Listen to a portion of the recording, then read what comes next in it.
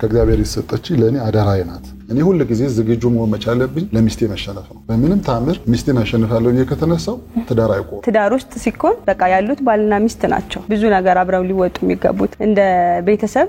እናትም አባትም በጣም ክብር ይገባቸዋል ምክንያቱም እዚህ ለመድረሳችን ከእግዚአብሔር ቀጥሎ እነሱ ናቸው ያሉት ልጅ ሳንወልድ 7 አመት ነው የቆየነው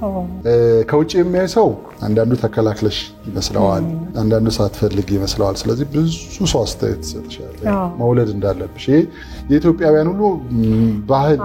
ይመስለኛል በዙሪያሽ ያሉ ጓደኞችሽ ቤተሰቦችሽ ወለዱ ለምን አትወልዱ የሚለው ጥያቄ በጣም ከባድ ጥያቄ ነበር አንዳንዴ ቀጭንም ስለሆንኩ እንዳትወፍሪ ነው አይደለም የሚሉ ሰዎች አሉ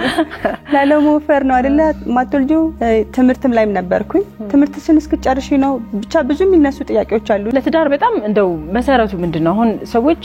ፍቅር ይያላቸው ሲለያዩ ነው ያለ ትግስት ማጣት ችግር ሆኖ ነው ያለ ብዙ ነገሮች ፍቅር ማለት እኔ ለሷ ያለኝ በጊዜ ብዛት የማይቀዘቀስ መሆን መቻል አለበት መንፈሳዊ መሆኑ በጣም የሚጠቅመው እሱ ነው አደራ ከእግዚአብሔር ይሰጠች ለኔ አደራዬ ናት ያደራ ደግሞ ተብለሽ አንቺ የምትሰጪው ከዘመድ ከጓደኛ ከቀርብ ሰው አደራ ተብሎ የተቀመጠ ነገር በቤትሽ ወን ከልጆችሽ የምትሰወሪው ምናምን ይሄ አደራ የምትዩ ነገር ነው አይደል ስለዚህ አደራ ስጦታዬ ናት ከእግዚአብሔር ብዬ ነው ለኔ ማሰበው እንደ ህግ ያወጣነው ነገር ምንድነው ምናልባት ህግ ከሆነ በቤታችን ውስጥ መጥቼ በተለይ ስልክ ማህበራዊ ሶሻል ሚዲያዎች ላይ ስልክ የመነካካት ነገር እንዳይኖር እሷን እንዳትነካ ምን እንዳትነካ